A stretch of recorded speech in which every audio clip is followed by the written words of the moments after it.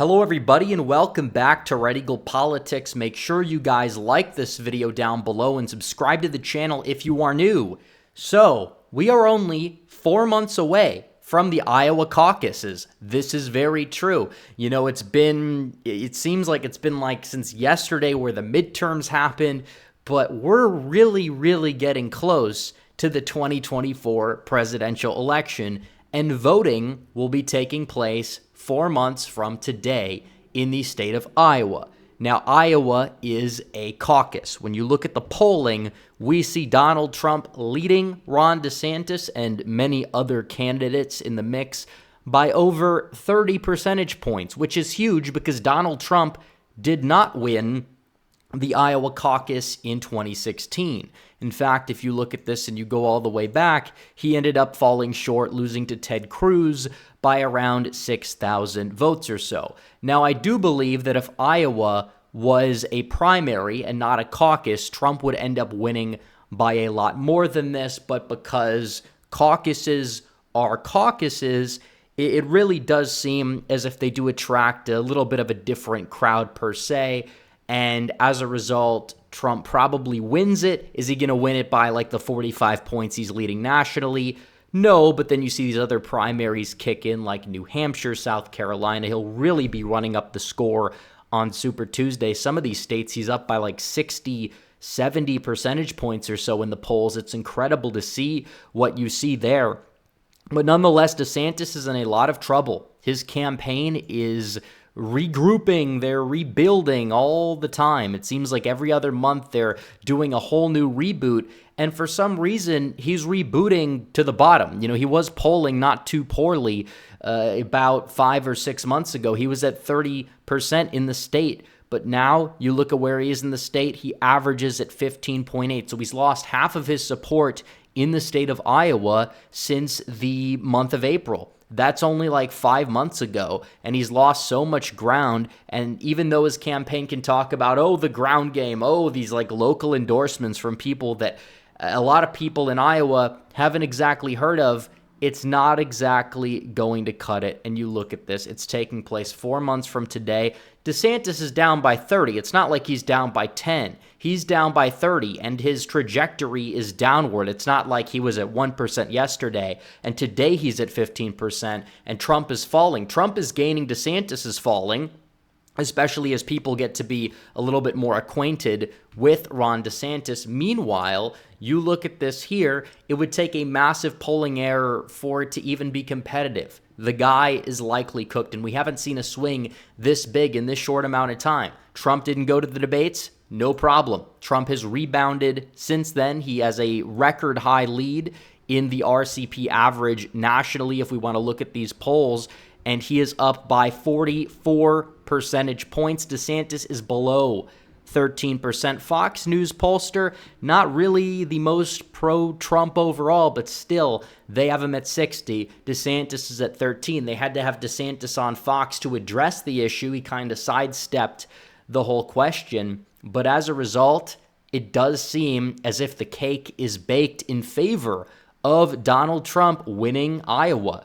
It does seem as if it's going to be an easy primary win in New Hampshire, especially as Chris Christie's there, kind of splitting that never Trump type of vote with somebody like DeSantis. And then he's got the same problem in South Carolina, where you have two very popular, I should say, in terms of well-known, not like popular as if they have a chance to win, but they have two prominent establishment figures in the state that are running. You have Tim Scott, the senator, and then you have Nikki Haley, the former governor. They're going to be eating DeSantis's margin there. Even if Trump gets like below 50% in the state, he's probably going to have a margin of victory of like 40 points there.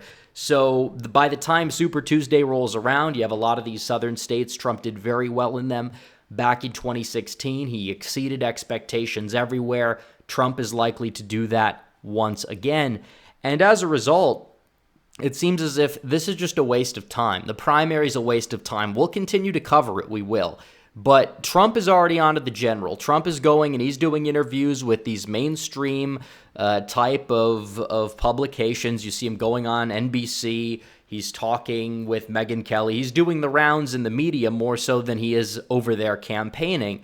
And partially that's because he doesn't have to campaign. He doesn't have to campaign. DeSantis's people are saying, well, DeSantis is doing 6 events in a day on Saturday. Trump's only done 5 in the past 7 months in Iowa, but it doesn't matter because Trump is expanding his lead. And even if you want to take the lowball estimate of these polls and assume that the Des Moines Register, because it's been accurate in a few general elections, let's say it's dead on, it's right again, which again, that assumes no movement in the poll, and Trump's up by 23, well, that's still a massive, massive lead and a massive delegate haul. And DeSantis getting a close second in Iowa is not going to cut it. This is a state that Trump lost in 2016. Trump resoundingly won the presidential primary back in 2016. He fell short in Iowa because I was at Caucus.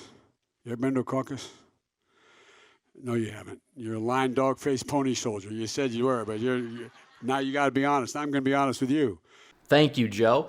But it's absolutely true. If you're not winning Iowa as a more establishmentarian, friendly-ish candidate, then you're not winning nationwide. Trump is ahead in Florida by a lot. He's ahead in Texas by a lot. He's ahead in California by a lot. I don't see a path forward for any of these people. They're just sucking the air out of the room at this point. They're sucking the money out of the room, and they're also losing any chance that they possibly have at victory in 2028. I said, DeSantis, there's no way he could actually think it's a good idea to run. But then he decided to take the bait from all these people to run, and he could probably bow out now and save some face.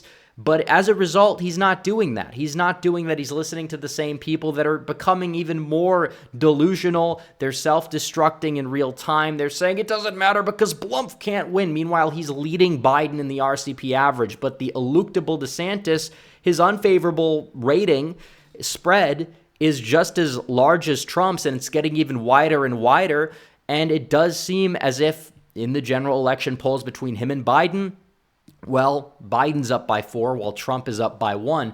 And on top of that, Biden's allies have been saying that they now want to run against DeSantis because even though they were initially more afraid of him, when they actually realized the campaign he's running and who's around him, they realized, hey, these people are far more beatable than somebody like Donald Trump, who is that X factor wild card, and that's true. So it's not like you're falling into the establishment's trap or bait by deciding to support Donald Trump in the primary, because it's not true when you look at the metrics of it. Trump could be running a campaign from a jail cell. He probably would still perform better than DeSantis if DeSantis is out there 24 hours a day, because the more people get acquainted with Ron DeSantis, the less they like him. And the more Trump has been indicted, the approval ratings have not fallen, and his polling average, if anything, against Biden recently after the mugshot has increased a little bit. So there's that. But on top of it, it's like we could really go out there and defeat Biden if we just do the right thing and unify behind the candidate before the primary starts. Because think about this. If you unify behind the nominee and you take that money that DeSantis and all these other characters and their clown campaigns would spend, and you put that towards a ballot chasing operation, you would go out there and you would destroy Biden, because it doesn't even matter who the nominee is.